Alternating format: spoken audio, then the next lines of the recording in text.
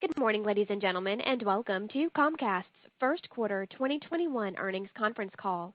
At this time, all participants are in a listen-only mode. Please note that this conference call is being recorded. I will now turn the call over to Senior Vice President, Investor Relations, Ms. Marci Ryvicker. Please go ahead, Ms. Ryvicker. Thank you, operator, and welcome everyone. Joining me on this morning's call are Brian Roberts, Mike Cavanaugh, Dave Watson, Jeff Shell, and Dana Strong. Brian and Mike will make formal remarks, while Dave, Jeff, and Dana will also be available for Q&A. Let me now refer you to slide 2, which contains our safe harbor disclaimer, and remind you that this conference call may include forward-looking statements subject to certain risks and uncertainties. In addition, during this call, we will refer to certain non-GAAP financial measures. Please see our 8K and trending schedules for the reconciliations of these non-GAAP financial measures to GAAP. With that, let me turn the call over to Brian Roberts for his comments. Brian? Thanks, Marci, and good morning, everyone. We certainly got off to a great start this year. Our entire company performed well, and we once again had particularly strong results at Cable, which posted its third consecutive quarter of double-digit EBITDA growth, ninth consecutive quarter of double-digit net cash flow growth. We added 461,000 broadband customers, which drove 380,000 customer relationship additions. This is the best first quarter on record. Our Connect activity was healthy, and broadband churn improved for the 13th quarter in a row, hitting our lowest churn rate in our company's history. I'm very proud of this quarter's results and our long record of growth, which I believe is a direct result of disciplined investment, fantastic innovation, and consistent execution in a highly competitive market. This morning, I'd like to go a bit deeper in two areas: the robustness of our network in the U.S., and more broadly, how we positioned ourselves to successfully compete against alternative providers and technologies. We've spent nearly $30 billion in the last decade building an expansive, fiber-dense network comprised of 191,000 route miles that carries an immense amount of traffic and has demonstrated extraordinary performance throughout the pandemic. Under Tony Werner, our retiring Chief Technology Officer, we have consistently engineered our network to anticipate change. And during his 15-plus years at Comcast, he has helped transform us into a product and technology innovator and leader. Tony, we thank you. He's being succeeded by Charlie Herron. Many of you on this call are familiar with Charlie. He helped develop game-changing products, including scaling X1, and most recently led the successful effort to redefine how we interact with customers, which has resulted in significantly higher NPS scores and lower operating costs. Charlie, Dave, and I have been fortunate to work together for 20 years. Under Dave and Tony, we've recruited the best engineering talent around the world and now are working as one global tech team to create platforms, apps, and experiences that evolve the way people connect and consume entertainment. We've done all this while keeping the network our number one priority. We've introduced the X-Fi Advanced Gateway, the most powerful of its kind. Our highest users are connecting a wide variety of devices in the home and streaming multiple services simultaneously over Wi-Fi. Our X-Fi pods integrate with Xfinity gateways to form a mesh network that maximizes Wi-Fi coverage. All you do is plug one of these pods into an outlet to get great coverage in every room. We provide our customers with what they need, which goes well beyond extraordinary connectivity and speed. Xfinity is the only broadband provider to offer advanced security for monitoring devices inside and soon outside of the home. We also uniquely provide our customers with a whole home speed test and enable parents to manage internet time spent by streaming application. This is all backed by a network that is built to consistently deliver the fastest speeds and outperform well into the future with two major initiatives underway. The first is virtualizing our network by leveraging artificial intelligence and machine learning. We're taking functions that were once performed by thousands of large and expensive pieces of hardware and moving them into the cloud, which alone has reduced innovation cycles from years down to just months. We're also automating many of our core network functions so that we can deliver instant capacity as well as identify and fix network issues before they ever affect a customer. Our second priority is further enhancing how we deliver our broadband product over our network. We currently offer downstream speeds of 1.2 gigs across our entire footprint using our DOCSIS 3.1 architecture and can increase upstream in a capital-efficient way. We're making great progress to deliver multi-gig symmetrical speeds, and in the last 6 months, we completed 2 important milestones on our roadmap. In October, we conducted a successful live test of 1.25 gig symmetrical speeds. And earlier this month, our engineers completed the first ever live lab test of DOCSIS 4.0, which establishes a foundation for us to deliver multi-gigabit speeds over our existing network without the need for massive digging and construction projects. Let me next talk about Xfinity Mobile, where we're having great success. This past quarter, we reached break-even on a standalone basis for the first time and added 278,000 mobile lines, the highest quarterly addition since launch. We just announced a new unlimited family plan, which can provide $600 in annual savings relative to other competitor family plans. Now let's turn to Sky, which, despite renewed lockdowns in Europe, generated revenue growth and delivered the best first quarter customer relationships net addition in 6 years. And I am particularly encouraged by our strong performance in the UK. Excluding pubs and clubs, which remain closed, UK direct-to-consumer revenue grew 8% over the first quarter 2020 and 11% relative to 2019. Churn continued to trend down. 2/3 of our customer base in the UK now have Sky Q. We're seeing great acceleration in mobile, and we just launched Sky Connect, our B2B broadband service that leverages the expertise of Comcast Cable. Dana Strong is off to a great start and is syncing up more than ever with Comcast Cable and NBC Universal so that together we're all innovating more quickly, better serving our customers and viewers, and increasing operating efficiencies. We're also encouraged by the trends we're seeing across NBCU. Our park segment broke even, excluding Beijing, for the second consecutive quarter, driven by remarkable attendance at Universal Orlando. We can see firsthand the pent-up demand for high-quality entertainment and family fun outside of the home, and we remain incredibly bullish on the parks business. While Osaka recently had to close temporarily, Universal Studios Hollywood reopened on April 16th, the first time since the pandemic started. Our long-term excitement stems from the fact that we have a fabulous roadmap of new attractions and experiences awaiting guests as they safely return to our current parks. In NBC Universal's media segment under Jeff Shell and Mark Lazarus, we're starting to see the benefits of our new operating structure. Excluding Peacock, adjusted EBITDA increased 10% year over year.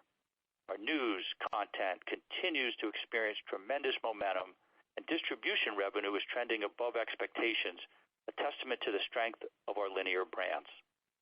We're back in business on the studio side with more than 30 television series currently in production, and we're excited for our first big theatrical debut with Fast 9 launching in both the U.S. and China later in the second quarter. We're also making great progress with Peacock, our premium ad-supported streaming service. Just 1 year post-launch, we have 42 million signups. Monthly users of the service are consuming nearly 20% more programming hours each month than our traditional audience on NBC, and we just crossed 1 billion total hours watched, nearly double our plan when we launched. This strength in users and engagement has enabled us to create additional advertising inventory outside of our initial partnership, with CPMs at a material premium to linear prime time. Key to Peacock's domestic success has been Xfinity, with X1 and Flex driving subscriber acquisitions and healthy engagement. With Peacock, we've created great options for ourselves with several opportunities on the horizon. We've recently secured more original programming with creative partners like WWE and the NFL, providing a strong path to upsell into Peacock Premium. And as Peacock gains scale in the U.S., we see compelling ways we can expand internationally. We're looking to take advantage of the brand and scale of Sky across our European markets and potentially strike partnerships with local programmers and distributors in geographies where it makes sense. We plan to share more information on Peacock throughout this year. So in summary, we're all very proud and encouraged by our first quarter results. This performance is a testament to the resilience and evolution of our company. Excellent execution of our growth initiatives combined with tight cost control brings us one step closer to our balance sheet goals, and I am eager to see us return to our historical practice of repurchasing shares starting in the second half of this year. Lastly, I want to thank our team. Everyone across the company has continued to show up and innovate for our customers, audience, guests, and each other. We were recently named as one of the top 5 big companies to work for in the U.S. and one of the top 10 inclusive companies in the UK, a testament to the work and passion of our wonderful employees. Mike, over to you. Thanks, Brian, and good morning, everyone. I'll begin on slide 4 with our first quarter consolidated 2021 results. Revenue increased 2.2% to $27.2 billion. Adjusted EBITDA increased 3.5% to $8.4 billion. Adjusted EPS increased 7% to 76 cents per share. And finally, we generated $5.3 billion of free cash flow. Now let's turn to our business segment results, starting with Cable Communications on slide 5. Cable revenue increased 5.9% to $15.8 billion. EBITDA increased 12% to $6.8 billion. And EBITDA less capital grew 16% to $5.1 billion. We added 380,000 net new customer relationships, up 2.4% over last year's first quarter and up 27% over the first quarter of 2019. This was the best first quarter on record and was driven by broadband, where we added 461,000 net new residential and business customers, only slightly below last year's first quarter and 23% above the first quarter of 2019. We saw healthy connect activity, and this quarter marked the lowest broadband churn in our history. This positive momentum has continued into the second quarter, and from what we see today, we anticipate total broadband additions for the year to grow by mid-single-digit levels compared to 2019, which, aside from the extraordinary growth we had in an unusual 2020, was the best year in more than a decade. The strong customer additions, coupled with ARPU growth of 4.4%, drove a 12% increase in broadband revenue for the first quarter, the largest driver of overall cable revenue, and we expect this trend will continue. We also saw an acceleration in both business services and wireless. Business services revenue increased 6.1% and delivered 11,000 net new customer additions, primarily driven by continued improvement in small business. Wireless revenue grew 50% due to an increase in both customer lines and higher device sales. We added 278,000 net new lines in the quarter, the best result since launching this business in 2017, bringing us to 3.1 million total lines as of quarter end. Turning to video, revenue was consistent with the prior year, reflecting very healthy ARPU growth of 6.8%, offset by net video subscriber losses totaling 491,000, which we felt mostly on the connect side as residential churn improved year over year. We believe our residential rate adjustment at the beginning of the year was a significant contributor to both the ARPU increase and the video subscriber loss in the quarter, and we expect video losses in the second quarter will remain elevated. We currently anticipate cable communications revenue growth in the second quarter to accelerate by a few hundred basis points from the 5.9% we just reported, partly due to the comparison to last year's second quarter, which was most significantly impacted by COVID-19, as well as our focus on driving growth in our connectivity businesses. Turning to expenses, cable communications first quarter expenses increased 1.5%. Programming expenses were up 5.5%, primarily due to the number of contract renewals that started to cycle through in 2020, combined with annual escalators in existing agreements. Looking to the second quarter, we expect programming expense growth to increase at low double-digit levels due to the continued impact of contract renewals, as well as the comparison to last year's second quarter, which was favorably impacted by adjustments accrued for customer RSN fees. For the full year, we continue to expect programming expense to increase at high single-digit levels. Non-programming expenses declined 1.1% on an absolute basis and 5.9% on a per-relationship basis, while our customer relationships grew 5% year over year. Non-programming expenses should increase at high single-digit rate in the second quarter, due in part to the comparison to last year, which reflected the slowdown in business activity due to COVID-19, as well as our continued focus on driving growth in our core broadband and wireless businesses. Cable communications EBITDA grew by 12%, with margins reaching 43.2%, reflecting 250 basis points of year-over-year improvement. These results include the important milestone of our wireless business reaching break-even for the first time since launch.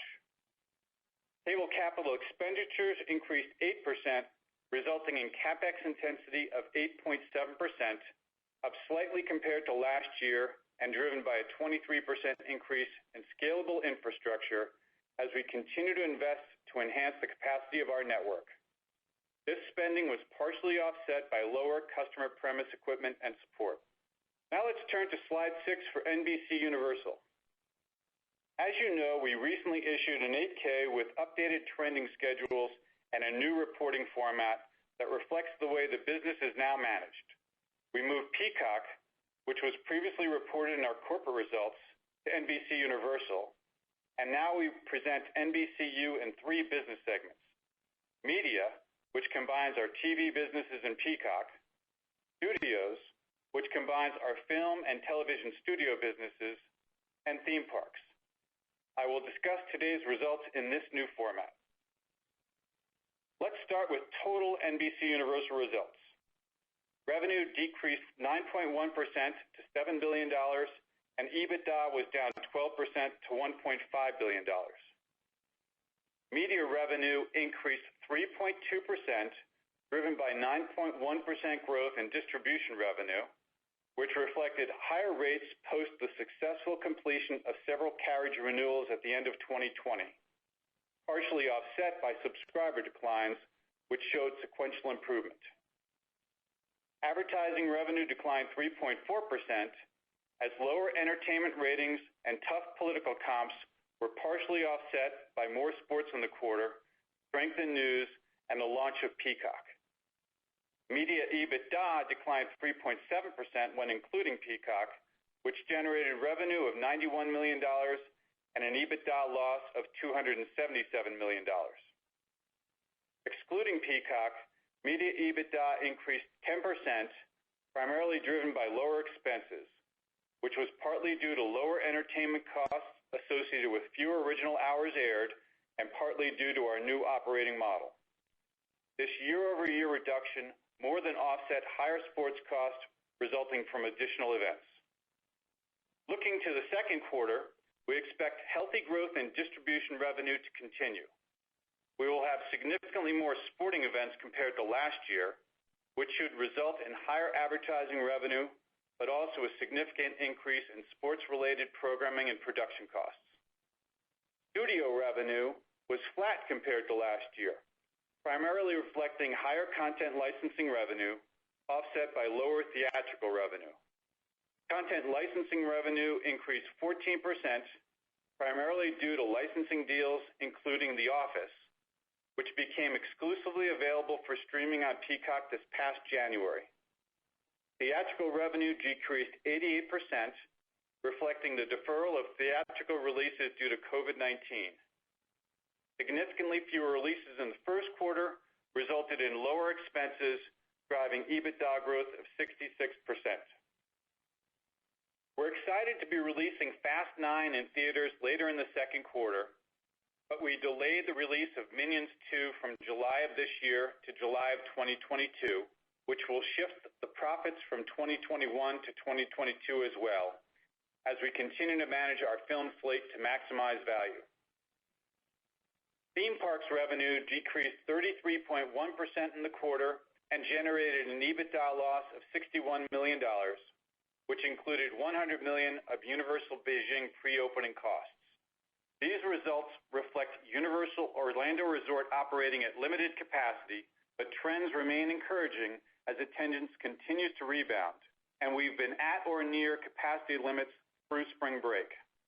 Hollywood remained closed during the quarter, but we recently opened at a 25% capacity limit and expect this to move higher by June 15th.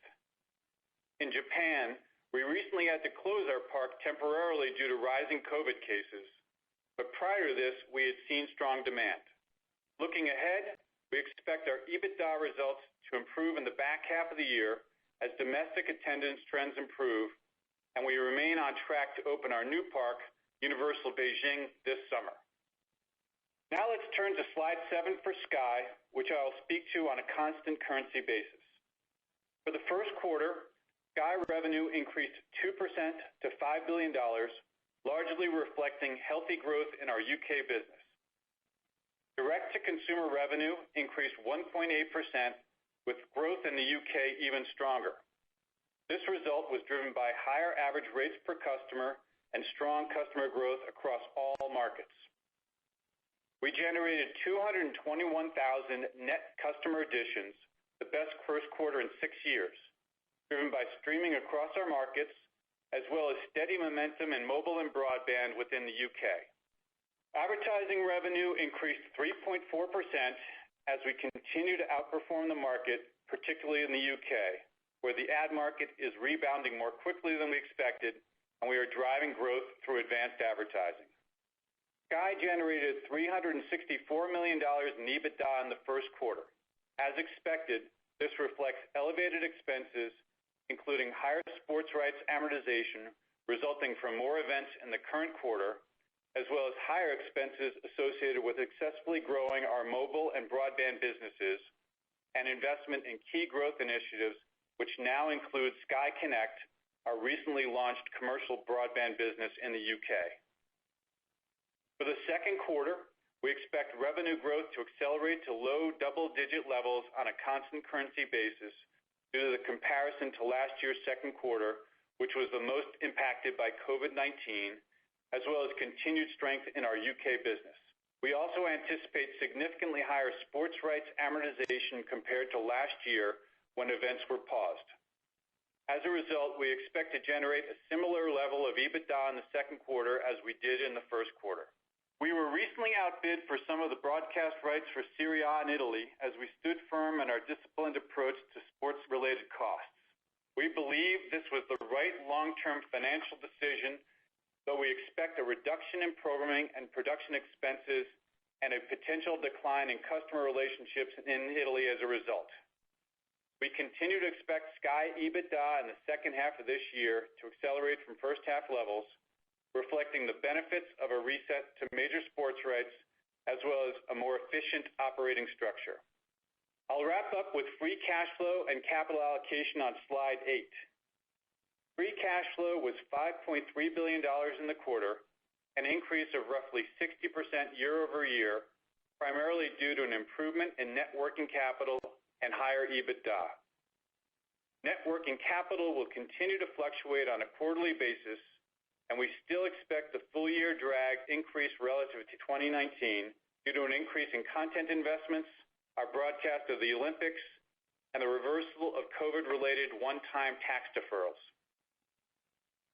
Consolidated total capital which includes capital expenditures as well as software and intangibles, decreased 1.1% in the first quarter to $2.5 billion, reflecting a decline at NBCU, which was partially offset by increases at Sky and Cable.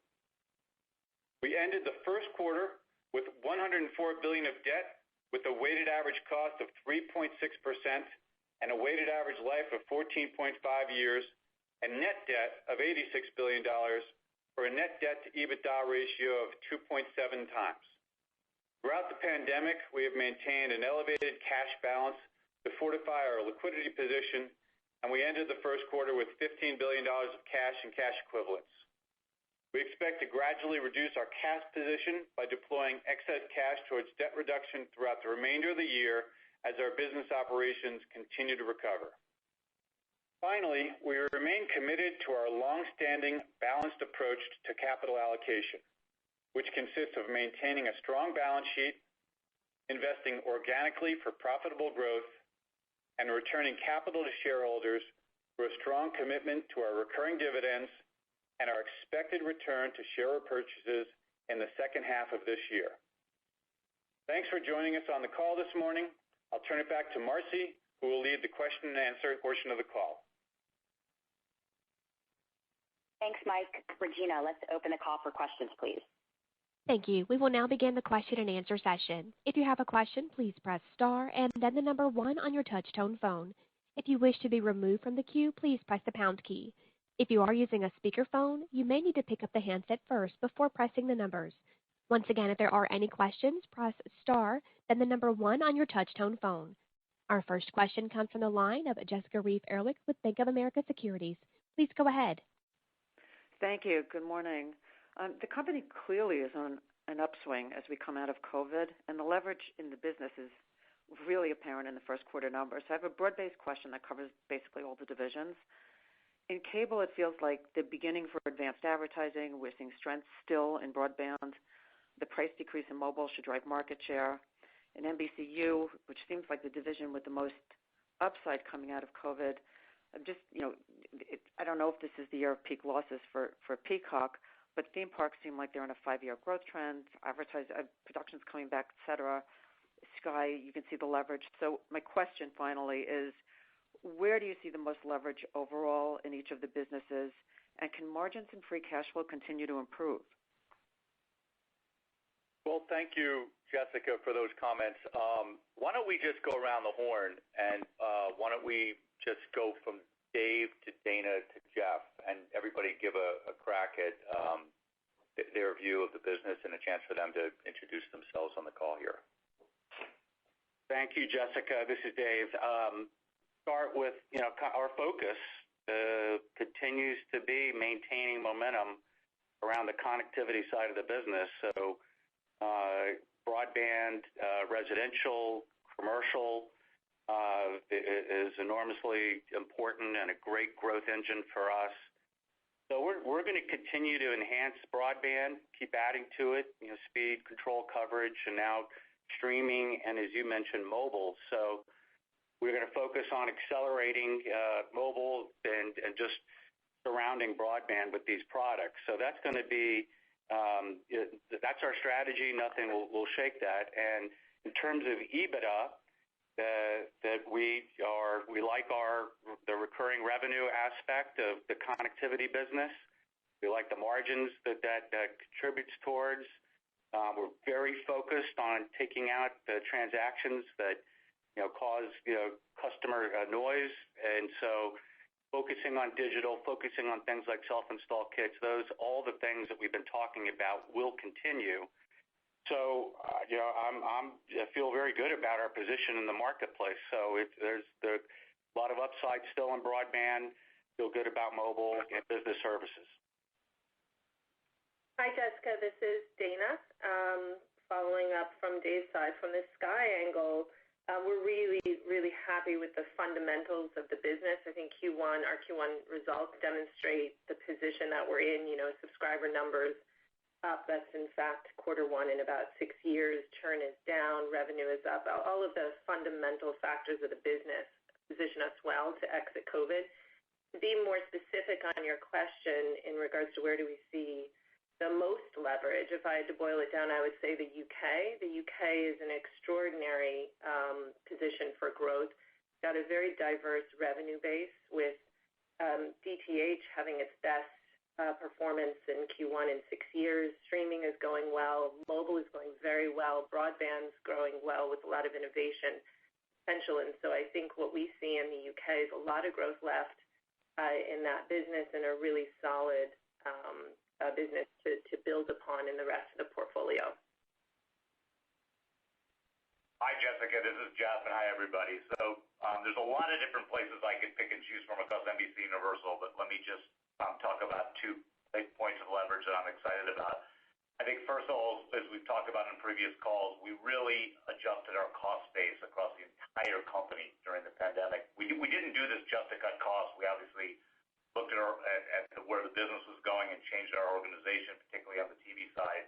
But I'm excited about the business being kind of adjusting the new cost base, and as we grow revenue side, that's going to help.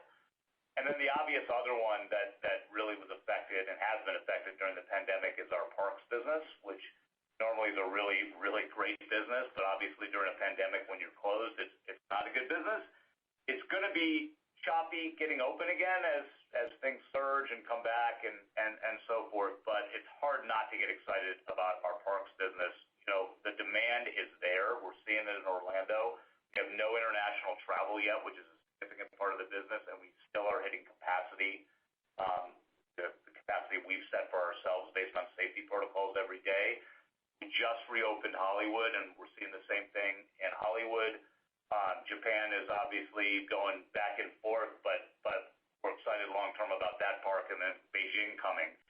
And the other thing that's happened during the pandemic is we've continued to build attractions. So we are hitting the return of the market with some pretty exciting attractions in each of our parks. We have Nintendo, which we think is one of the great attractions that we've ever built in Japan, to come in Beijing as well. We have out in Los Angeles our new Pets attraction. Been getting stellar reviews and people love it. And then most excitingly to me, we have a new roller coaster in Orlando called the Velocicoaster, a Jurassic roller coaster, which I rode a couple weeks ago. It is both spectacular and petrifying, and I think when we open that to the public in June, it's going to be another driver for our business. So I'm very excited about the parks business, and it's the one business that's going to come back really strongly from the depths of the pandemic. And maybe it's Mike. I'll just jump in after and put it all together, because I think the ultimate question was, you know, what happens with free cash flow over time? What's our confidence? And I think, as we've been saying, pre-COVID for a couple of years in my tenure, you know, we've been investing in each. We love our businesses. We've been investing so they stay relevant and strong, you know, years into the future. And while free cash flow is always lumpy as you're in different periods of time, we've been confident that we are going to grow free cash flow, you know, in the years ahead on a multi-year basis.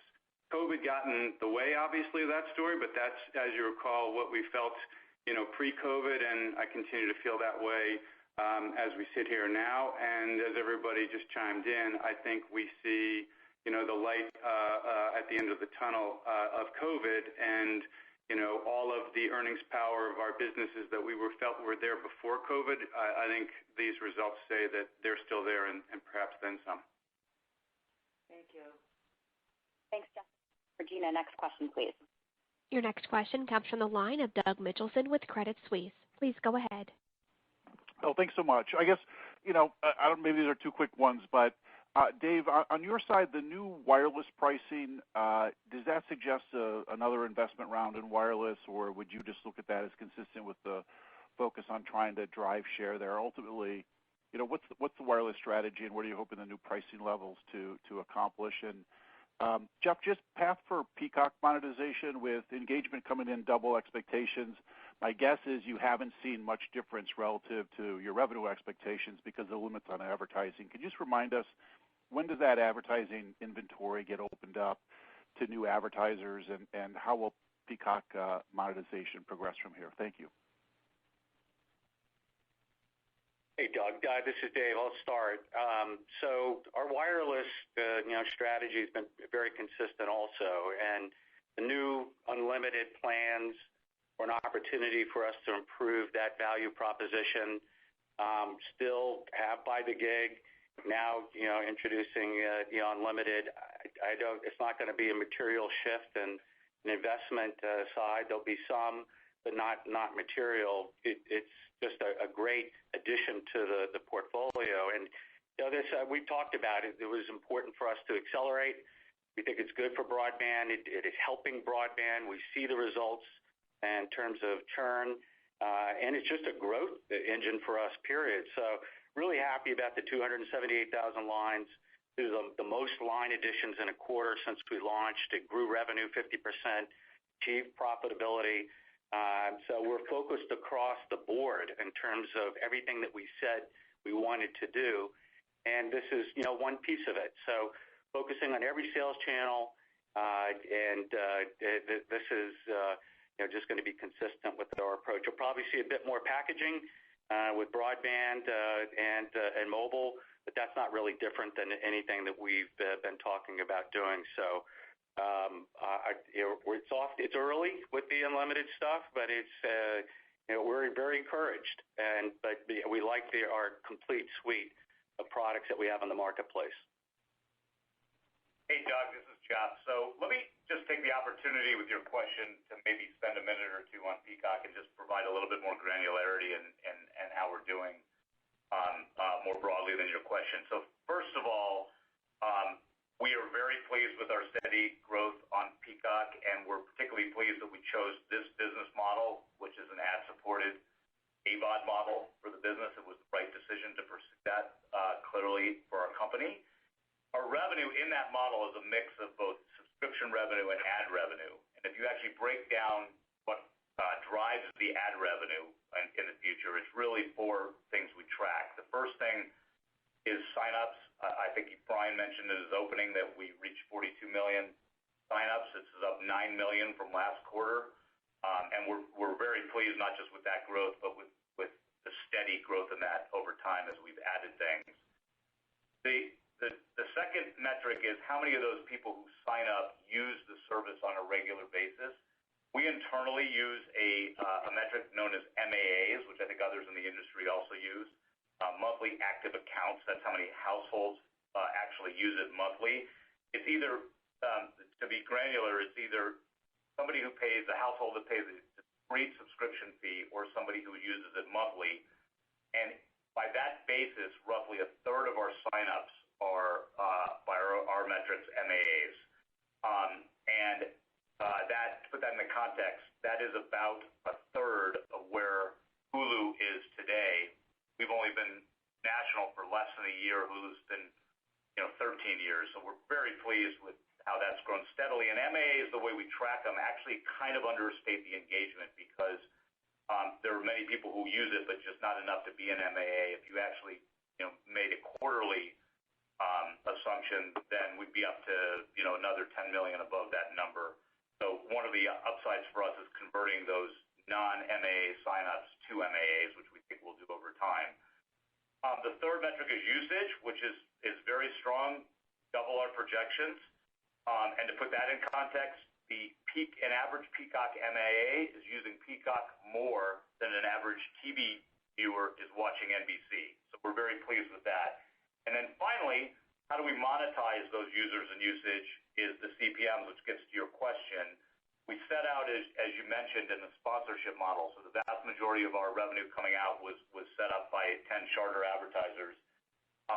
But we actually are exceeding the guarantees that we made to those advertisers. So we are already, even this quarter, selling some of the excess inventory on a spot basis, and we're achieving CPMs that are equal or in some cases above what we're getting on NBC Prime, which is our gold standard. That's very encouraging. And to answer your question, in Q4 of this year, that's when the sponsorship deals roll off and we start selling all of our inventory on a spot basis. But we're in early stages of the upfront right now, so we're already starting to talk to advertisers about making upfront commitments that include Peacock. Let me just mention one other thing. All of this success is without most of the programming that we anticipated. We anticipated launching with the Olympics, we have not had. We have 2 Olympics in the next 7 months. We're going to do some pretty exciting things on Peacock with our Olympics programming. And then even though we're back in production, as Mike mentioned or Brian mentioned, on 30 shows right now, most of those have not hit Peacock yet. So the strength of our original programming that we had planned to launch with is really coming in future quarters. So, very encouraged by Peacock going forward, very steady growth so far, and we're confident about the future. Thank you both. Thanks, Doug. Regina, we can take the next question. Your next question comes from the line of Ben Swinburne with Morgan Stanley. Good morning. One on cable, one on Sky. Maybe for Dave or Dave and Brian, thank you for the comments in the prepared remarks on the network. As you know, there's a lot of focus on symmetric offers, particularly in Washington. And I'm just wondering, from a business point of view, do you think there's real demand there? And, what kind of timeline should we be thinking about in terms of adding that capability or more of that capability to your network? And can you talk a little bit about what that might mean for capital intensity, which I'm sure is what most investors are focused on? And then for Dana, there's been an unbelievable amount of kind of tectonic shifts in the European sports landscape just this year. And you mentioned Sky, Serie A. Can you just put all this in context when you look at the Bundesliga deal, what we're reading about with the EPL, Serie A? Is this helpful to Sky hitting its EBITDA targets of doubling over time, or is this a headwind? Can you maybe just, because these are obviously massive contracts, so just talk a little about the soccer background. That'd be great for all of us. Thank you. Dave, why don't you talk a little bit about symmetrical? Sure. Hi, Ben. So, this is, a focus for us over the next several years. But, overall, our approach, our strategy is to continue to enhance broadband completely, in that we want to have the best overall speeds in the marketplace that go from to the house or the business, great Wi-Fi coverage within the where people are, control, streaming, now mobile is part of the overall solution, and making it all seamless. So it's the overall experience that we're focusing on, but we continue to improve speeds along the way. 20 years in a row, constant increases in terms of speeds, and we address both downstream and upstream. Let me put usage in perspective in terms of what we've seen pre-pandemic and most certainly through the pandemic, where our network met the moment and then some. But putting usage in perspective, upstream is less than a tenth of downstream. And so name the application, whether it's video streaming, whether it's gaming, a host of education applications, our network has, I think, really stood up, as Brian talked about earlier. And so, while our competitors are spending heavily to try to catch up to us, we've already, they're testing, and we're not standing still. We've done 2 gigabits of download speed. We're testing symmetrical, 1 gig.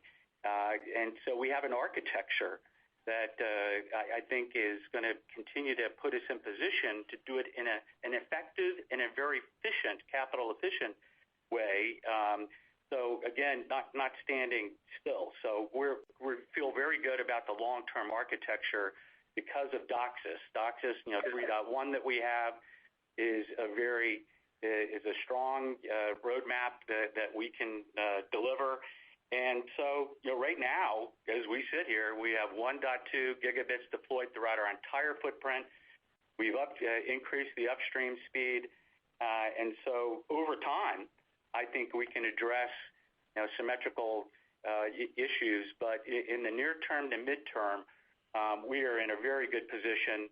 And I do not see a incremental need for upgrade in terms of capital. We constantly invest in the network. It's not something that just happened overnight. We invest, all the time, and we're making our infrastructure more efficient as we virtualize things like CMTSs, and we're just taking cost out of how we deliver this.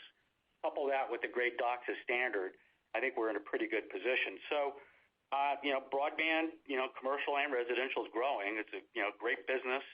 We're going to continue to strengthen our lead position, and I think it's going to continue to be a great return on investment for us. And we just decide to accelerate our plans. Our CapEx intensity might be a little bit higher one year versus the other, but we're still going to be in the ballpark of what we've been doing, and it's just not going to be uptick by a material amount. So I feel very good about our position, and I really like our long-term roadmap.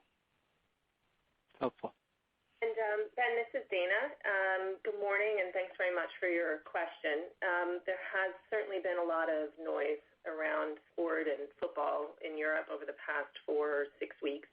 But if you put it all into context, what I would say is that Sky has had a very good track record of renewing sports rights, and we're generally feeling good that that track record will continue. With English Premier League, at the last renewal, we made a deliberate choice to reduce our investment by 15%, but we still secured an improved set of rights. In Bundesliga, for the upcoming season, we continue to hold all of the rights to the very best games, but we were able to secure a discount to our previous contract. And with Serie A, I think it just demonstrates that we will walk away when we feel the economics don't work. But I think more importantly, and to broaden the periscope a bit, I would underscore that Sky's been on a journey for over 15 years to really expand our value proposition beyond sport, and that's worked extraordinarily well. And I think it comes through in the performance of the business. The fundamentals are in the right place. Our customers are taking more products and services. Our viewing is up significantly on Sky channels. Our churn is significantly lower. Sky streaming is growing considerably, and the aggregation platform is really working, as Brian mentioned, with 2/3 of customers in the UK. So I think we feel very, very comfortable that the business fundamentals are very well positioned across all of our markets. We really like the position that we're in, and we feel confident we can continue to build and grow on these fundamentals. So I think the core of your question is to remain confident in our ambition to double the EBITDA over the next several years. And I would say, yes, we do remain confident in that ambition.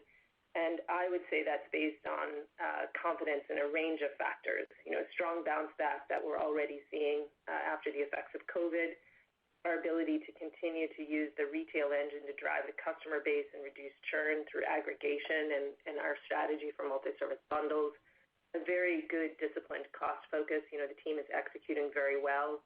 Secure content supply, and really a diversification of that to our expansion into originals and exclusives has worked very well. And we still see a lot of strength in the UK growth opportunities. So all of that gives me a lot of confidence to say we're on track for our ambition of doubling EBITDA over the next several years. Thanks. Thank you. Thanks, Ben. Regina, can we take the next question? Your next question comes from the line of Phil Cusick with J.P. Morgan. Please go ahead. Hey, guys. Thanks. I guess a couple of follow-ups here. Brian, as Ben said, thanks for the detail on broadband, and clearly it's not just about speed. It's interesting that when the market is worried about competition, you guys are raising the bar on yourself for ads. What's the mix of drivers that you see between strong market growth and share shifting? And then second, on mobile, it looks like you're hiring a lot of people in that business, probably getting ready for a network build. Can you expand on where that network effort is headed? Thanks. So let me start, Dave. Why don't you also feel free to jump in on, I think Dave gave pretty complete answers on broadband. We do believe that by having the best product, and I think we have that, you're in the enviable position. And so we balance constantly looking at new technologies where competitors might be coming over the last, 15 years. We've had lots and lots of fiber competition. We've had lots of overbuild competition, DSL competition. We've added 20 million broadband just in over a consistent period of time. And so I think we know how to compete. We go for market share, and we do that while we're able to, increase the EBITDA and free cash flow from the business. We really focused on the business sector. Haven't talked a lot about that today. They had a great quarter and real momentum as as all businesses are reopening, people are rethinking their relationships, and we have the latest, greatest, best technology. And you'll be hearing a lot more, I think, from our business services unit. In wireless, just to add to all the points Dave made about our focus on mobile, while yes, we bought some spectrum and we'll be doing some trials to see how we can offload, and that really will prove to be a cost savings if we get it right in dense areas. That whole relationship requires a healthy partnership with a wireless MNO, and in the case of Verizon, we're really pleased with the partnership. We restructured it so that we're able to make these unlimited offerings in a way that continues our profitability march and real value for consumers, and in a way that Verizon is happy that their network is getting used. So good work to our team that worked hard, and to Verizon's team for bringing great new offerings to the market with Xfinity Mobile. So net, I think both of those important two products, and we now bundle them together, put us in a position to continue to grow and be able to compete with where the world evolves itself.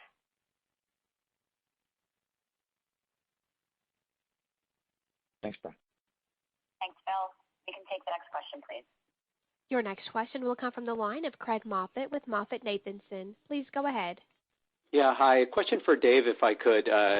Two, actually. First, can you talk about how your cable segment is preparing for federal stimulus, and how you think what impact that's likely to have on your business? Can you quantify at all what you expect to come from stimulus, including how many Essentials customers you have, and whether you expect those customers to now generate higher ARPU under the stimulus plan? And then on the wireless business, I just want to drill down on a question that was asked before. With the new pricing, do you think that you can still be EBITDA positive in that business, even with the new pricing, which presumably will mean at least somewhat lower ARPU going forward? Well, thank you, Craig. First on stimulus, there probably will be some non-pay benefit, and that there are a couple different ways it could play out, but our voluntary churn and non-pay churn have been consistently been running low for the past year and been trending lower pre-pandemic. So earlier churn performance was regardless of when stimulus checks were received, but could be some little bit of additional support around that. But I think you have to look at the longer term trends. Our performance overall reflects what we've been talking about. We're building a great network and improving the products constantly. So I think there could be just a little bit of non-pay support, but again, we're already doing fairly well there. In regards to wireless, I think in terms of EBITDA and the new pricing, the way that we think about this, that it's a long-term growth opportunity. Certainly for broadband, we've talked about it, but when you look at the overall marketplace, we feel good about that we have a little over 3 million lines, less than 2 million customer relationships, mobile relationships, out of a pool of 33 million customer relationships. So low penetration, lots of runway. So we always, and take a look at any of our approaches to key categories, we take a very disciplined approach towards packaging and improving value. And so yes, we feel very good about unlimited as part of the portfolio and not changing the strategy or materially the results in terms of ARPU and mobile and the impact towards EBITDA. So overall, again, Brian mentioned it. We really appreciate the Verizon relationship. It's important for us, and I think we're good for them, very good for them, and it's a good win-win for us to be able to add this new set of unlimited to an already strong portfolio. So feel good about our ability to continue to drive healthy EBITDA with it. Thank you. Thanks, Craig. Regina, next question, please. Your next question will come from the line of John Hodulik with UBS. Please go ahead. Great. Thanks, guys. A couple of follow-ups for Jeff. Jeff, lots of news in terms of sports rights in the U.S. as well, with you guys adding WWE and the NFL deal and not renewing NHL and the shutdown of the NBC Sportsnet. So can you talk about your strategy going forward and maybe what were some of the drivers of those decisions? And then also back to Peacock, the big D2C platforms are obviously spending sort of multiples of what Peacock is on content. And while I realize those are fundamentally different services, should we expect the strategy to evolve over time with potentially further investment to capture growth and engagement, or do you guys think you guys are fully capturing the opportunity at current levels? Thanks. Yeah, thanks, John. Let me take them in order. So first of all, we're really thrilled to continue our NFL relationship. That was an important one for us. The NFL really kind of encompasses what we want in sports rights. It is obviously very important for our traditional business, number one show in primetime for over a decade, and with our Al and Chris and now Drew Brees and Mike Tirico and our talent, that is a very important tentpole for our existing business. At the same time as the business evolves and moves to streaming and on demand, that deal also gave us a lot of content that now we can use on Peacock and our other platforms, whether it's simulcasts of games and exclusive games or additional rights to show highlights and other footage. It's really the perfect deal with the premier sport in the U.S. So that really is kind of our model. The Olympics is the same thing, where we have rights to use content across multiple platforms. Same thing with golf, which is an important tentpole for us, and we'll continue to be aggressive and look for sports that not only we can get for a price that we think we can get a return on, but also properties where we can drive usage both linear and digital. And WWE is kind of the perfect one on that, where we were able to take a franchise that was already important to us on USA and our linear networks and extend it across into Peacock in a way that's been very successful. So we're thrilled with our portfolio now. We'll continue to be opportunistic. We'll find opportunities that match all those things. Turning to Peacock spending, I think it's important to recognize that we really have, and Mark Lazarus has laid this out pretty well, we want to build our television business to match what consumers are doing. Consumers are watching content across a variety of different platforms, not just linear, not just streaming, but lots of different ways. And our spending really should be looked at in that context, not just what we're discretely spending on Peacock, but what we're spending across our whole portfolio. And when you look at that, we match up pretty well versus our competitors. And with Peacock, we actually don't, as I mentioned earlier, we don't even have the benefit of most of the spending that we had planned because of the production delays with COVID. So at the moment, we're pretty pleased with the content we have on Peacock and the content that's coming in future days. And as I said before, with the success of Peacock, and I think Brian mentioned this in opening, we have a lot of options going forward, and we'll continue to watch the way the world changes and how our product evolves, and we'll evaluate those options. Great. Thanks, Jeff. Thanks, John. Regina, we have time for one last question. Our final question comes from the line of Michael Rollins with Citi. Please go ahead. Thanks, and good morning. I was curious if you could share how much of the programming spend within NBCU is exclusive to your platform, whether created by the studio, live sports, news, and where do you see that mix going over the next few years, especially as you look to expand the reach of the Peacock platform? Thanks. Yeah, thanks, Don. I would say virtually all of our programming, the vast majority of our programming is exclusive. The exclusivity of programming is very, very important to us, and it's not just the traditional exclusivity, whether it's an SNL, or a drama, but it's the exclusivity of a Rachel Maddow every night on MSNBC, or exclusivity of our various sports properties, most notably the Olympics. So, exclusivity is you look at programming, not just in NBC, but across the new digital platforms too. I don't know if that answers your question, but virtually all of our programming is. Thank you. Great. Thanks, Mike. And I just want to thank all of you for joining us on our first quarter 2021 earnings call. We hope you all continue to stay healthy and safe. There will be a replay available of today's call starting at 12 o'clock p.m. Eastern Time. It will run through Thursday, May 6th at midnight Eastern Time.